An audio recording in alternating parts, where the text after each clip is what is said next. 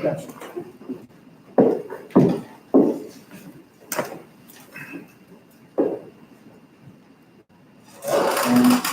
you very much.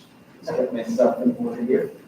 We've agreed that we're going to divide the work as evenly as we can between us, because that's the way we've worked together for the best part of the last decade. So I'm going to start off and then hand over to Jane.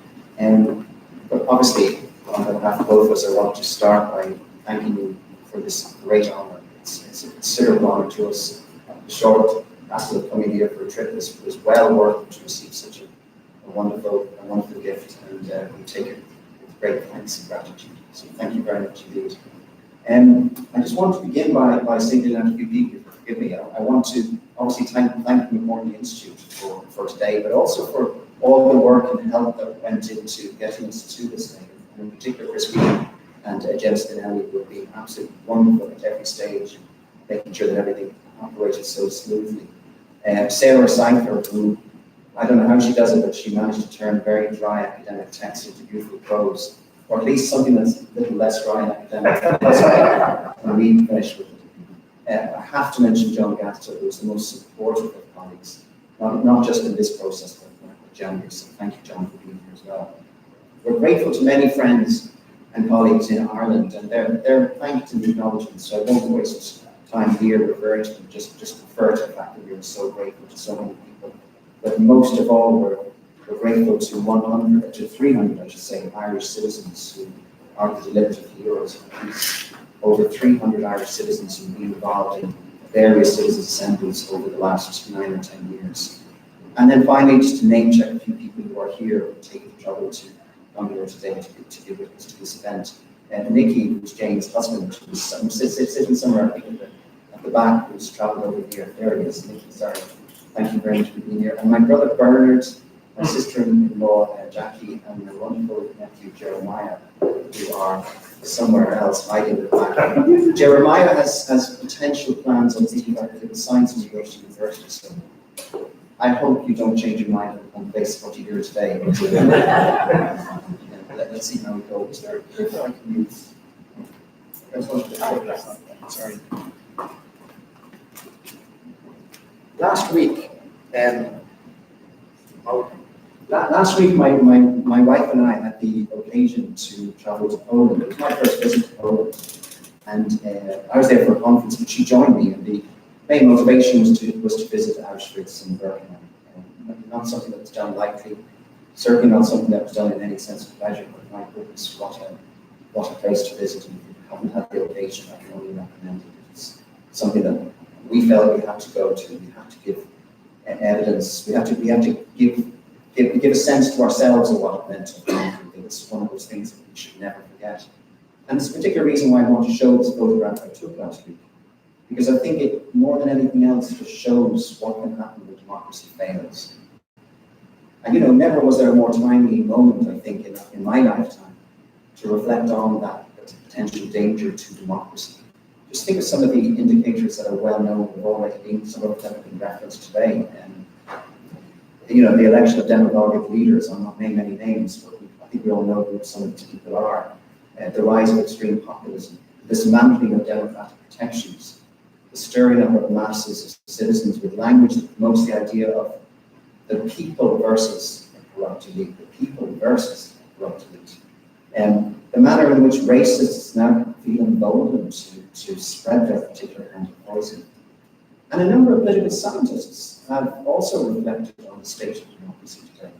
There's quite a few pieces that have been published in recent years talking about the threat to democracy at this particular moment. And the indicators are there, they're multifarious. And again, I'll just mention a couple. Declining levels of trust in politics, in institutions, and politicians. Fewer citizens bothering to vote.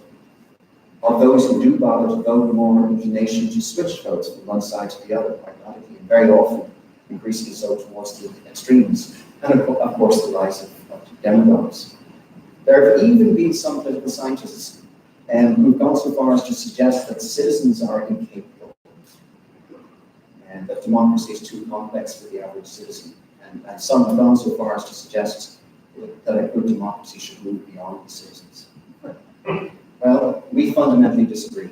We fundamentally disagree with that last point in particular. And we think the merchants of democracy as doomed are, we feel, underestimating the potential for democracy to innovate and are underestimating the capability of citizens. And that, in a sense, is what we're going to be focusing on with you today. So we, like many others, some political scientists in this room as well, feel that democracy, we want to express a vision of democracy that is innovative, a vision that includes citizens at the heart of the process, one that is characterized by the notion of people who work with the elite, rather than the notion of people versus the elite. And in our vision of democracy, and it's a vision I know others share, citizens have a meaningful role. They're fully capable of playing that role. Citizens are prepared to be engaged, to be passionate, to be wanting to preserve democracy, something that has long been fought over to get us to this stage. So that's our starting point. And of course, there's a lot of assertion here. The political scientists in the room will readily say, okay, fine, have your views, express your vision, but you need to back it up.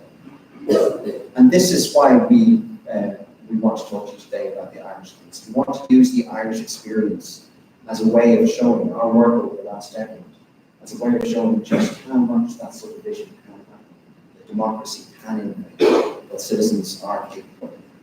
So we're going to tell you an Irish story for the most part. And it's a story that is also quite a personal story to ourselves. It's a story about political scientists who have had to come out of the ivory tower somewhat and get our hands dirty or get our fingers dirty and get involved. So the start of the story is the worst recession in the history of our state. And I cannot exaggerate just how bad this recession was. We'll all remember that great recessions that now seems to be increasingly referred to, of 2008, 2009, when the world's economies went into free fall. And in Europe in particular, it was quite painful. Well, there's a bit of a competition among some European countries over which country was the worst affected. And I think this is one where Ireland probably won. Iceland and Greece also have a view about that. But just think of some of the indicators. Our banks failed. You lost a couple of your banks. We lost all of them. All our banks failed. International banks fled. So the state had to step in for reach at great cost. There was a massive rise, a doubling of unemployment, virtually overnight. We had a collapse of government finances, public employees had huge paybacks. We had the ignominy of a bailout where the IMF and the European Union effectively took control of our economy for a couple of years. And this was an existential crisis. It wasn't just an economic mess that we found ourselves in. It was also a political crisis. Trust in government plummeted. There were huge street protests. Perhaps didn't have quite as many as Iceland or Greece, but we had them. Public cynicism was rife, politics was in retreat, and in the heart of all this in 2011, we had a dramatic general election results where the incumbents were kicked out of office and lost huge amounts of seats in Parliament. And in the heat of this crisis, there were many different groups who were mobilizing. The economists were very active in the blogosphere, writing blog posts about what can we do to fix the Irish economy. Trade unions and civil society groups were organizing public forums all around the country. And we, the political science community, also felt we had something to say, and we mobilized. So the personal story for Jane and myself is we met in 2009, the very first time. I lived in Britain for 21 years. I was forced out of Ireland in the late 80s because we had a recession. I got back just in time in 2009 for the next one. So my only life in Ireland seems to have been one of those. And having arrived, having been away for so long, Jane and I then,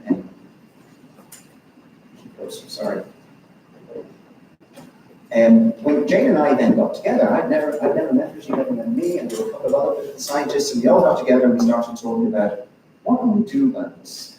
You know, we have a skill set, we know something about political institutions. We know something about how some political institutions can work better in some countries than in others. So we started to promote an agenda of political reform. And at the heart of this, radical political reform, at the heart of this, we also started to push an agenda which talked about the process of reform. So it was not just about what kind of reforms Ireland needed to improve its political system to try and prevent chaos like this in the future, but also what process could be used to try and get to that stage. And our rationale was really rather simple. We said, look at all those angry citizens outside. banging on the gates and showing their anger because they've been made unemployed or not getting a paycheck. Why not bring a group of them into the room? And why not give them voice? Why not allow regular citizens to have some say over how we might design an Ireland for the future that was more fitting for the 21st century? And so our main focus was on the cases of Canada and the Netherlands, the citizens' assemblies. I have been very lucky to have been an expert witness of these citizens' assemblies a few years earlier, so I had my first taste of these things. And so what we started to do was tell the story about citizens' assemblies, and we were saying, why don't we do this here in Ireland? The Canadians and the Dutch can do it, why can't we do it here in Ireland? So the first thing quickly to say is, just to make sure everyone's up to speed. I know in the introduction there was some very useful remarks about it, but let me just tell you a little bit about what is a citizens' assembly. Our essay, I partly recommend you read it, Sarah did a great job. Our essay talks about it in some detail. But the three main features of a citizens' assembly is random selection. So you're getting regular citizens, it's like in a lottery, it's like jury duty. Your name is picked out of the hat, and you're it. You're one of the members of the citizens' assembly. So you don't run for office, because if you run for office, you feel you have a mandate. You're not there to represent a particular sector, the agricultural sector or the health sector or whatever it is, because if you do, you start with fixed positions. You are there, you have been selected in this lottery, in this random process, as an individual citizen. Your job is to represent yourself. Because you are a mirror of society, which is the product of this random selection, by representing yourself, you're a representation of the citizenry at large. So that's the first feature. The second feature, I'll quickly say, is deliberation. We often refer to these things as deliberative in many topics. And what I mean by deliberation is everyone has equal voice. It's a respectful process. So you're there to learn. You're there to open your mind up to the possibility that whatever view you may have started with on the issue, you might be open to the idea that your view will change. So it's reflective, calm, informed dialogue that is at the heart of this. And in order to facilitate that, we have facilitators, trained individuals. The citizens are arranged in small round tables, and the job of facilitators is to make sure that everyone gets a chance to speak. And the third feature that I'll quickly say is experts, because we need these regular citizens to be brought up to speed. So experts have a very important role here. But they're experts, witnesses. They're not there as members. The experts are brought in as witnesses to bring the members up to speed, often in a boot camp kind of scenario, talk them through the complexities, inform them, educate them, so that they could then have that meaningful dialogue. So that was our core proposal. We said, the Canadians and the Dutch can do it, why don't we have it as well? Why don't we have a citizens' assembly in Ireland? Let's trust the citizens and let's improve them. And we got attacked. And anyone who promotes this idea in every country will have had the same thing that we have. We were attacked with the sort of three arguments. We were basically accused of being naive and daft. We didn't really understand. Academics, come on, what do we know about real life? We're in our ivory towers. So we were told, come on, citizens are too stupid. That was effectively, they didn't use that phrase, but that's effectively what they said. You cannot trust citizens to discuss complex matters. That's the job of a professional politician. That was the first point. The second was, we already have a citizens' assembly. It's our parliament. What are you doing wasting taxpayers' money setting up another one? We already have it. And the third one was, and this I would hope would resonate in your ears. It might work in Canada and the Netherlands, it would never work here. And that phrase you hear again and again, it would never work here. So we thought, okay, we were writing blog posts, we were appearing on media, we were writing op-eds in newspapers, we were doing our best, but we kept facing the same accusation. So we thought, okay, let's try and prove them wrong. Let's organize our own one. And so the wonderful gift of philanthropy also features in our story, which was an individual called Chuck Feeney, whose name may not resonate so much here, a very wealthy Irish man who set up Atlantic Philanthropies, basically spent all his wealth on various causes, but at the heart of this was the Atlantic Philanthropy organization, which is more or less wound up now. And they agreed to fund a citizens' assembly that we would run ourselves. So they gave us very generous funding for us to operate for a year, to set up an organization, as was mentioned earlier on, called We the Citizens in 2011. So We the Citizens was a year-long project chaired by the director of the Irish National Theatre, Ian McCourtney, in his time volunteering. Fully staffed office in the centre of Dublin. And as far as the outside was concerned, We the Citizens was some new civic organisation. Our website, you can still see the legacy website if you want to go and check. It came across as a civic organisation that was promoting the idea of citizens at the heart of debates about democracy. The reality was it was a political science experiment. That's really what it was. Our job was to find evidence, to get data, so we could go back to the critics and say, hey, it does work. So we did this in 3 stages. We operated for a year, as I said. So much of the first part of the year, we went all around Ireland, a series of roadshows. Late at night in a lovely hotel bar with soup and sandwiches, and anyone who wanted to from the locale came along and had their supper and then debated the future of Ireland. No agenda.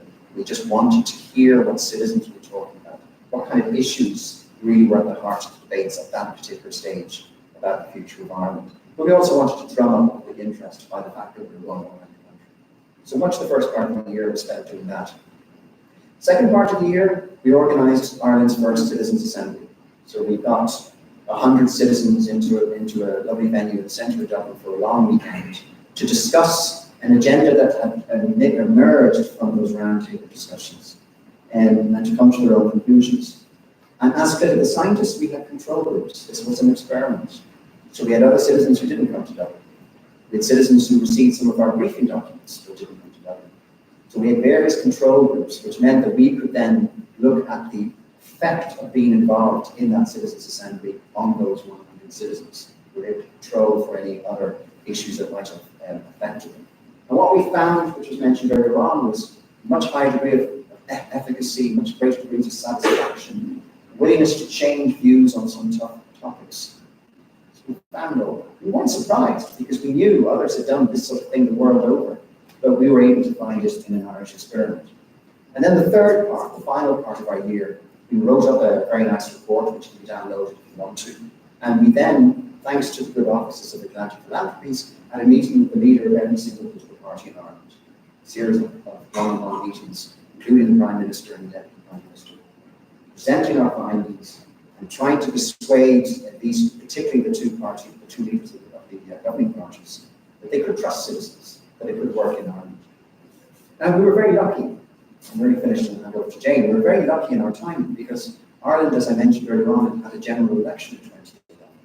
And in the election, which elected a new government, all the parties have promoted an agenda of citizen-oriented political reform. They've done that because they were reading our work. They were reading political scientists. They were reading our blog posts. And that was influencing the party platforms. No doubt about it. And so, in a sense, the new government leaders were already in this space. We were somewhat pushing at a door. It wasn't open. It was certainly moving in that direction. And Jane will tell you more about what followed, but I just want to finish my remarks with one final point, because what follows in 2012, as Jane will elaborate, is the creation of the Constitutional Convention. We heard the announcement like everyone else. And our first thought was, oh my God, they've gone ahead and said that they're not talking to us. So they listened to us, but there was this sense of the civil servants are not going to go ahead and do it. So there was this moment of crisis. What are we going to do to make sure that the deliberative principles that are so crucial to this are not diluted? So we picked up the phone and we phoned the civil servant, this wonderful civil servant called Art O'Leary, who was the chief civil servant in charge of it. And he arranged a meeting with himself and the new chair, Tom Arnold, where we went through and we said to them, you need us. And in fairness, they listened. They thought, okay, we can see where you're coming from. We can see that you've done this already. We can see that you know how to do it. Let's work together. So they agreed to let us become the member of their academic and expert legal team that made sure that the deliberative principles were followed through on. So I'll pass over to Jane. Thanks, David. I've got a spot of land judgment somewhere that I've always held up, but if it doesn't, I'll get David back to the podium again. So yeah, we had the meeting with Art and Tom, and the interesting thing was, in the beginning, they had that booklet, the kind of map that we've done for the citizens, which set out how to do deliberation, how we organise the tables and the meetings. and so on. So they were very much on our page in the beginning. So there was David and I, and then other colleagues, Ona Maggie and Toda Harris and Leah Haggerty. And the five of us became the academic and legal support group. So because this was very new to the civil service, meant we really had to do all kinds of things that as academics we wouldn't be used to doing. So we were there and advising on who should the experts be on the different topics. We were doing the bit that you would expect us to do, which is thinking about how we were going to measure that the actual deliberation was done well and so on. But it was a very kind of mixed role that we all had. But I think what's really interesting about this first Constitutional Convention was that it was a mixed system, as we pointed out earlier. So the Labour Party in their manifesto had actually said, let's have an assembly with 1/3 politicians, 1/3 citizens, and 1/3 constitutional lawyers. And we can have a heart attack at that notion, especially the constitutional lawyers. The thought of having 33 constitutional lawyers keeping quiet just didn't seem to be much of a runner. So we managed to get that changed, and it became 66 citizens and 33 politicians. We're actually still really nervous about this idea of the politicians being in the room, because they're professional communicators. The idea of deliberation is that people are sitting in small groups, they're respectfully listening, they're taking turns, everybody's having an equal chance at speaking. And we had some very serious politicians who were members of this. Two of them went on to become Minister for Justice and Minister for Foreign Affairs. There's another politician that some of you in this room may have heard of, opposition one, Jerry Adams, who was then president of Sinn Féin. So no shrinking violet. And these were the politicians in the room. How were we going to get them on equal footing with the citizens? But actually it went really well. Art and Tom in particular did a really great job in the beginning. Sort of saying, look, you're going to have to give space to the citizens. So what we had was, in the plenary sessions, the politicians, if you watch it back on YouTube, they tended to jump up more, because the politician can never resist a camera. But in the actual roundtable discussions, when the cameras were turned off, then they took their turn and they didn't dominate. And we put in questionnaires before and after every event, and we found that the citizens just literally did not find that the politicians dominated. So you can see here in one of the pictures, where we had it was in the ballroom of a hotel in North County Dublin. And so normally this would be used for wedding venues. You can see the round tables there. Quite often when we cleared out, a wedding would appear in. So you can see there's each of those round tables. There's 8 citizens, well there's probably 5 citizens, 2 politicians, a facilitator who's there to make sure there's equal speaking time, and a note taker who just noted down every time people spoke, so that we could actually demonstrate then whether some people spoke more than others. And there was a really eclectic agenda. So you can see some of the items there. The most well-known one was marriage equality. The government put in, nobody's still to this day quite sure on how they managed to come up with these 8 topics. I think a couple of the early ones are just there because they were so uncontentious. There was to give the whole secretariat kind of space to run this and try it and see what worked before the kind of contentious one of marriage equality came up, and there's blasphemy and all sorts of different ones. And so what happened was we would have the experts would come into the room, we'd have nominated them, but they would then be ratified by a subgroup of the citizens and the politicians, and they'd be there to speak on both sides. And then after the experts would speak, the cameras would be turned off and the citizens would deliberate and then come back into plenary session. And then we'd also have interest group sessions coming in. So you can imagine on marriage equality, there was long-running LGBT organisations that have been campaigning for marriage equality for 2 decades. And so they were in the room, But there was also substantial opposition from church groups, who really sincerely felt that marriage should just be between a man and a woman. So they would also be in the room to give their view. But the interesting thing is that unlike a kind of a TV debate where these people will be set up in opposition to one another and to speak at sound bites and to kind of shout at one another, and all you get will be noise and no light. In the environment of a citizen assembly, it's much more light because they get time to speak and then the next person moves on. And it doesn't have the same kind of media logics that a cable TV debate has. But even tonight you're going to see that, aren't you? Your Democratic one, and it's going to be a battle of sound bites, even though they're all Democrats. So there's a totally different logic in a room like this when people are talking about their issues. So on marriage equality, on blasphemy, on several of the issues, the Citizen Assembly recommended a referendum. But they gave a report to government. The government had promised to come back within 6 months and debate it in Parliament and decide whether or not to hold a referendum.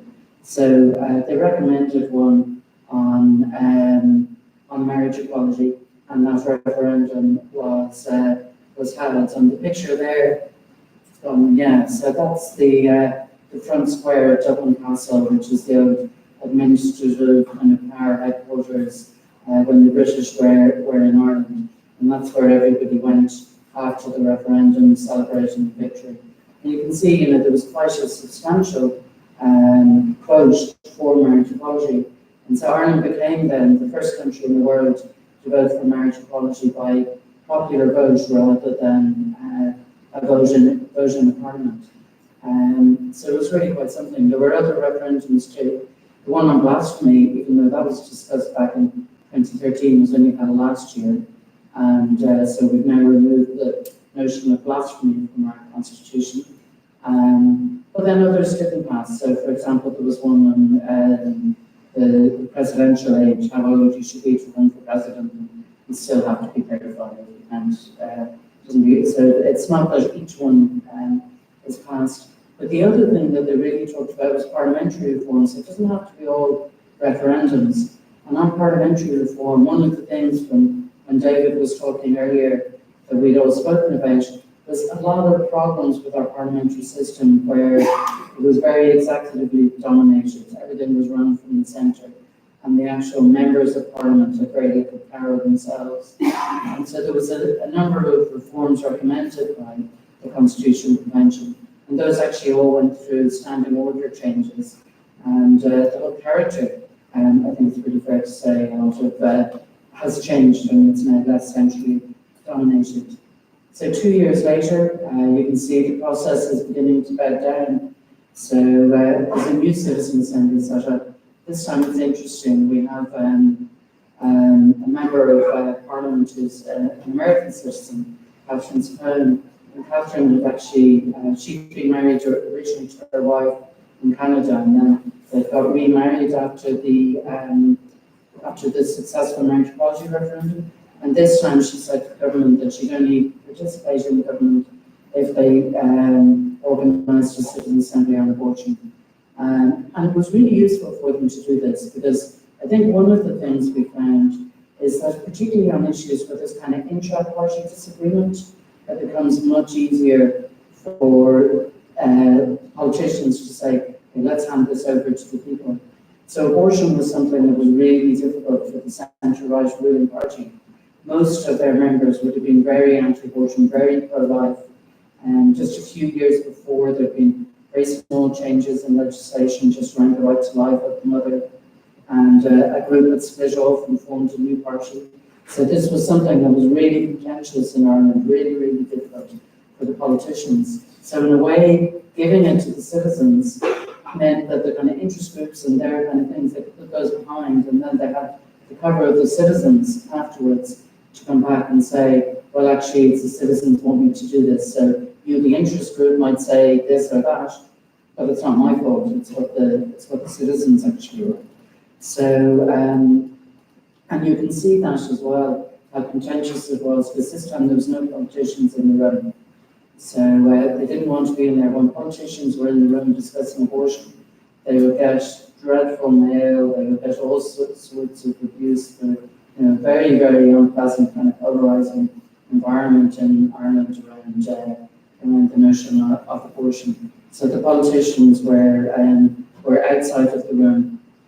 The other big agenda that was talked about in that one was climate change. And again, that's one where politicians found is really difficult because the huge lobby groups, especially on agriculture, would lobby really hard not to do anything on climate change, because one of the big things is cutting herd in Ireland, because it's agricultural and other lobby groups. So in European terms, Ireland is climate change laggard.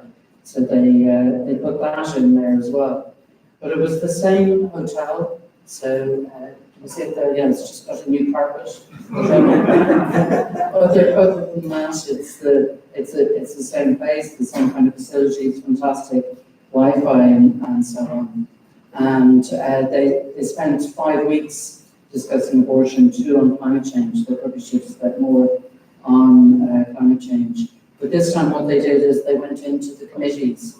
So after the Citizen Assembly gave the Parliament the report on abortion, the Parliament set up a special committee and they actually spent 9 months discussing the report of the Citizen Assembly, calling some of the same experts again, rethinking it.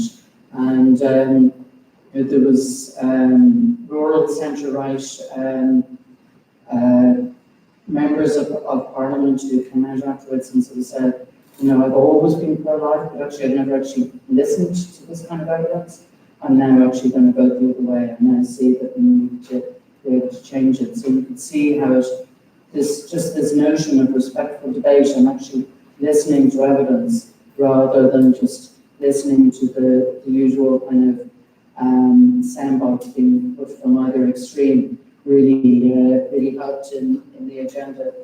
And has really built linkages, and it's the same thing with the climate change debate. They set up a parliamentary committee to really discuss about climate change, and afterwards then Ireland declared a climate emergency, which now puts much more pressure on the government to actually take some of the actions that the Citizen Assembly recommended in the climate change in order to try to cut our emissions on climate. And then once again, the Parliamentary Committee recommended the referendum to get rid of the absolute ban on abortion that had been in our Constitution since 1983. And yeah, there you can see Dublin Castle again. And that referendum went through by even a larger number than the referendum beforehand. Now, I don't think that either David or I would say that these processes are perfect or perfect examples of deliberative democracy.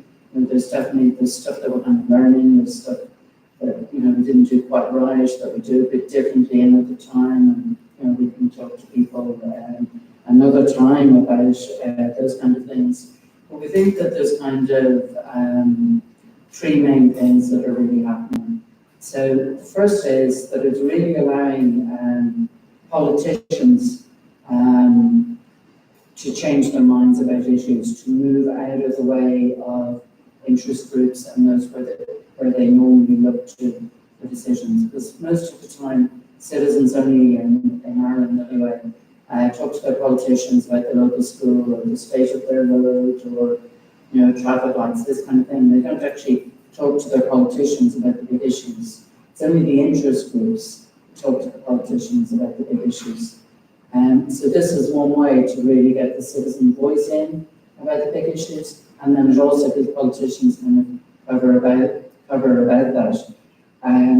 The second thing is that it really improves the kind of the policy and the media kind of information environment, because you have these agreed experts on both sides. So you have people who think that really there's no rush on climate change, and we can take a steady as she goes approach. We have other people who are saying, no, it's much more urgent. We must do it by 2030. There must be a culling of the national herd. So people with very different kind of views, but they're both road tested by the other side. So it's really hard for disinformation to get into it. And that's really useful for the journalists and for the media environment afterwards.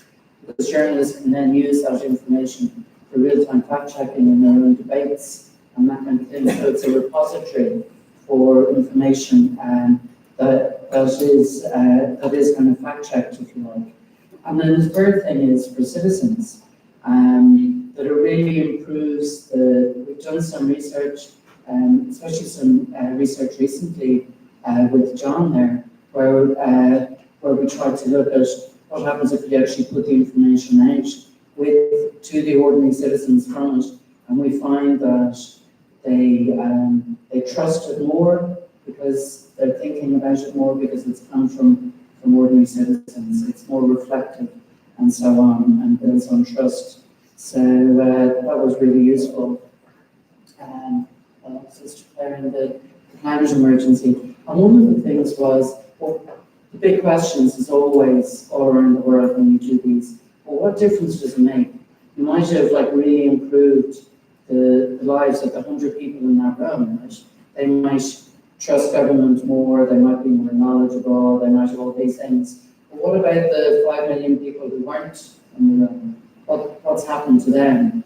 And so that's where a lot of work is turning now, and we're trying to focus on it more. But the initial work we've done, we found that after the abortion and the exit poll, that 70% of Irish people knew that the Citizen Assembly happened. So that's a really high number. I mean, the people had tuned in and they realised about it. And they didn't just tell pollsters, oh yeah, well, I heard about that.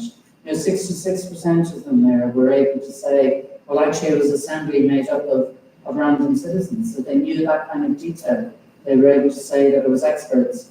Large numbers of them were able to say that the disinformation that was put out about it, which was that it was just made up of one side and it was all one-sided. Over 60% of people were able to say that that wasn't true. So the citizens had tuned in, they did realise what was going on. And in other work we've done, we were able to show that awareness of the Citizen Assembly increased the likelihood of people voting yes in these things. So our initial evidence is certainly that they make a difference to the wider public, knowing that this has come through people like them, people like me, rather than the kind of usual group who would turn up to town hall, who probably look rather more like this group than a group that you would get from, random sortition, which is made up of, all sorts of different people, some of whom may be unemployed, some of whom may never have voted, all sorts of different people. So just to kind of conclude, I think, some of the things that Dave and I were thinking about, where he set it up in the beginning about the context and the crisis, we think that's probably quite important to get politicians across the board on board with something. They're never going to do it from a good place. They're only ever going to do it when they're in a crisis, and they're not thinking something's got to be done here. So I think it was in the book, it was Winston Churchill who said, never waste a good crisis. So yeah, there's something in that. The second thing is about how much of this is a fantastic award, and we're so pleased and delighted to accept it, and thank you all so much for it. But this is really a kind of a project that's global. So, we've learned so much from the kind of work that John has been doing in Oregon with the Citizen Initiative Review over the last 10 years, which is, really, really splendid. It continues to be funded. But there's great work as well in Macron in France as a grand débat, and it's now gone into to look at climate change as a response to the Gilets jaunes protests on the streets of Paris. There's a citizen assembly in Scotland to look at the future of Scotland. There's 10 citizen assemblies at regional level in England, because obviously Brexit is something of a crisis there, so it's becoming quite popular. In Belgium, there's a permanent one in one of the sub-regional parts of government in Madrid. So this is really something of a kind of a global story. And all these countries would have said, oh, great, yeah, never would work here. And then when they try it, It always does. And then I think the very last word is kind of for the citizens. That I think the biggest story from all these experiments is that you can trust working citizens. You know, if you give them good evidence, you trust them, you listen to them. Everybody wants to be listened to. Everybody wants their voices heard, and they will respect that if you give them the opportunity. Thank you.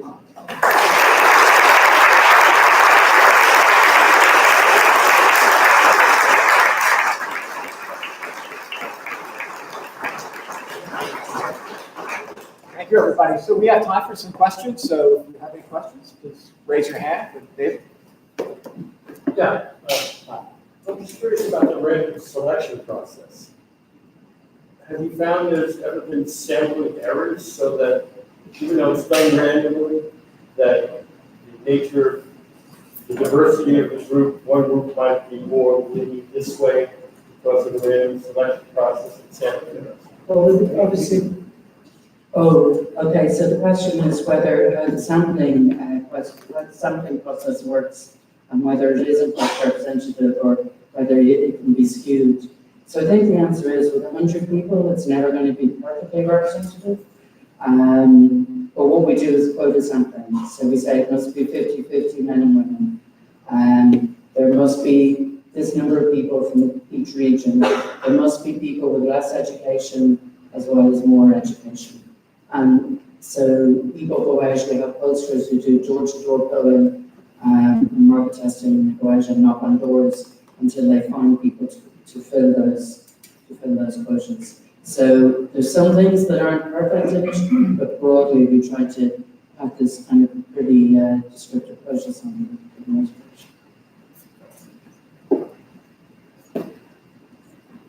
Sam? So you don't use this, you develop this by going to a certain criteria. I mean, there's different ways of doing it. So we don't do this, we go door to door. That's the nature of the question. So what Jane described is the way in which the Irish civil service, the Irish government, chose to do it. They gave the brief to a market research company, and they said to them, go find us 99 citizens. Use your method, which is knocking on every 10th door until you get it. But there are lots of different ways of doing it. You can send out a load of letters to the community and ask people to self-nominate, and then do a random selection from that group. You know, there are various different ways, but at the heart of each of these different approaches must be some notion of random selection. And you're paying people, right? So you get people that might, oh, you're not. So I mean, even without paying people, you're able to get. The thing about the Irish process, which we both said was never perfect, is that the Irish government refused to pay, which is a big mistake. So no, in the Irish cases, they haven't paid. But there's going to be another citizens' assembly setting up in a few weeks to discuss gender equality. It's a third citizens' assembly, and they are going to pay the citizens in that instance. Grace? How many hours do these citizens put in this? So the question is, how many hours do citizens put into this?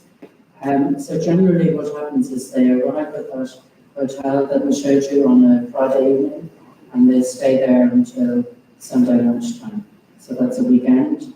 Obviously their travel and their hotel and meals and everything are paid within that time. And then generally it's one weekend per month. So for a portion it would have been 5 weekends, that would have been 5 months. In the first Citizen Assembly it was one group for all of those processes. So they have 13 weekends, I think, that they gave up over 13 months. Yeah, in between times, like they're sent material to read, they're sent the briefing packs from the expert and so on in advance. So it's a pretty serious time commitment. But when we interview them, they're normally actually thrilled. So I couldn't tell you the amount of people who say, nobody's ever asked my view before. Nobody's ever cared for my view before. You know, so people actually respond to being given that responsibility. They actually like it and they take it very seriously. Is attendance very good? Or do you pick an alternate? We have an alternate if people can't come. So depending on the issue, after the 5 weekends of abortion, maybe all of them had enough and wanted their alternate to do climate change. But I think that's probably pretty understandable. We probably should have said there's only 100 people for abortion. But the thing is, just remember, this is how the Irish government and the Irish civil servants chose to do it. In other examples, in the British Columbia case in Canada, where they met over, I think it was 9 weekends, they discussed one issue. They received an honorarium. They were extremely well looked after, better than I think our citizens were. They had no turnover of membership. Those members stayed, of course. Any student questions? I'm not a student, though. Oh, go ahead anyway. My bad. Could you speak a little bit more about what issues you think are really right for citizen assemblies and then how that was chosen? What do you know about how that was chosen for that? Because it seems like it was like, at first, the low-hanging fruit that were in Irish independence, but how that evolved. Okay, so can we speak a little bit about why certain issues and what are the best issues for a citizens' assembly? I mean, you know, as Jane intimated, the government parties picked topics, and some of those topics were just plain stupid. They were a waste of everyone's time and money. One of the topics was, should we have a fixed-term parliament, which is, should an election be on a fixed date? It's not exactly the most burning issue of our time. So actually, that's where we got a low turnout. But abortion and marriage equality are not low-hanging fruit. Those were highly contentious topics in a sort of country like ours. And so they demonstrated the worth of this method. And really, to get to the heart of your question, you need to pick your agenda item very carefully. Ideally, it should be a value-laden topic so that people will have views that can be formed around it. It shouldn't be overly technical, for example. And it should be of sufficient worth that people are going to give up their time to learn and discuss the topic. Trying again, I'm kind of curious, are there any other effects from this process, like specifically in like political involvement, I guess? Like, have you guys seen any like increase in political involvement as citizens tend to look at more? In the Irish case or other cases, I'm not sure if this is. So if I understand your question, has there been a wider impact in terms of greater interest and involvement? I don't think we would want to suggest, we would not want to over-exaggerate the impact of operations like these. These are, you know, to put it at its best, these are really good experiments in how deliberative democracy can help. But there's still a lot to learn. We're still at the learning phase as a community in terms of how to get it better. John has another wonderful method, focused in Belgium, another variant. Esterling and Neblo in this country, working with Congress people, have developed yet another way. Fishkin in Stanford. So there's lots of different ways of cutting this and doing it. And so it's too early to be able to talk about its wider societal impact. I don't think it's enough of it. What's the spoke about blasphemy? What is that? I've never heard of that. Okay, blasphemy was put into, was a clause in the Constitution which basically said it was a criminal offence to take the name of a god in vain. And nobody had ever actually been prosecuted under it, but there was one time when a British comedian, Stephen Fry, said something that was Blasphemy. and there was some consternation that we might actually be forced into to prosecuting a comedian like Stephen Fry. So luckily we didn't go there, but it was also something that was held up by some countries in the Middle East to show that even Western countries, even Western liberal countries, have these laws against blasphemy. So that was one of the reasons why, even though it was never actually acted on, the Constitution was written sort of in 1937, and it was a product of its time, and so it was just a few months' time to get rid of that particular clause. Political party affiliation usually gives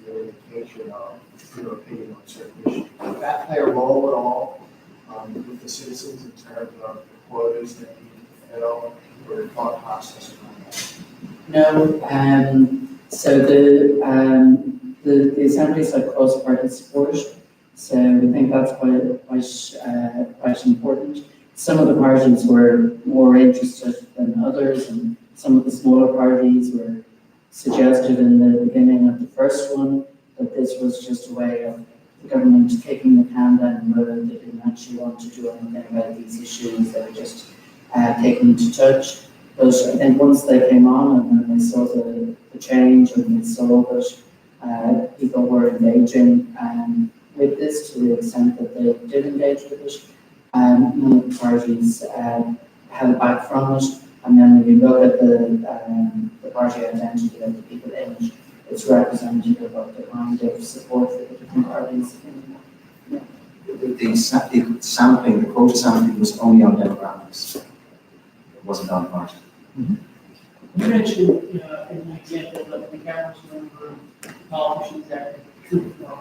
I'm curious, do you think that there's a role for media here, or would you prefer no coverage? No, you have to have media coverage. Because media is one of the main ways to actually, one of the most important things is the link from these mini publics, from these assemblies, the government problem, to the greater public, if you don't have that link, then they're just a focus group, really. So you need to have the link to policymakers, you need to have the link to society and to voters. And you can have some things like John has with the CIR, where something's mailed to all the voters, but still one of the easiest ways for people to find out about something is if it's on the news and if it's in the newspapers. So I don't think that we could possibly have had 70% of the public knowing what a civil assembly is without actual mass media coverage. So I apologize if I should know the answer to this question. But I'm sort of curious because this is actually really inspiring, but I want to find fault with it because it seems to me. And I'm just kind of curious. I presume that what we're talking about is a multi-party system. They're smaller parties. So my question is, does this model lend itself more easily to a situation where you have multiple parties rather than a winner-take-all two-party kind of system, which is another way of asking, does that lend itself more to polarization than a context where there's an understanding that there are multiple parties and multiple interests, and even if there's conflict, there's some sense that you have to figure some things out. That's what I'm thinking about. I mean, that's a great question. So the question is, does a process like this work well in a country like Ireland, which is a multi-party democracy, where parties might be sort of more accustomed to accommodating the other and working with the other than you might find in a winner-takes-all system like here in the United States? I mean, the quick answer there is the world's first citizens' assembly was in the Canadian province of British Columbia. The second was in the Canadian province of Ontario. They both have winner-takes-all electoral systems. They both have, effectively two-party systems, and they work there very well as well. I think going back to one of Jane's answers, what really matters in all of these cases is that there is a degree of cross-party buy-in. So for something like this to work, it requires a high degree of courage from the political leadership that's setting it up, but it also requires a degree of courage on the part of the opposition leaders who are willing to give it a chance. I think we'll cut the questions because I know there's several others, and why don't people come up and have a chance to talk to them and take a look at the beautiful medal and a round of applause.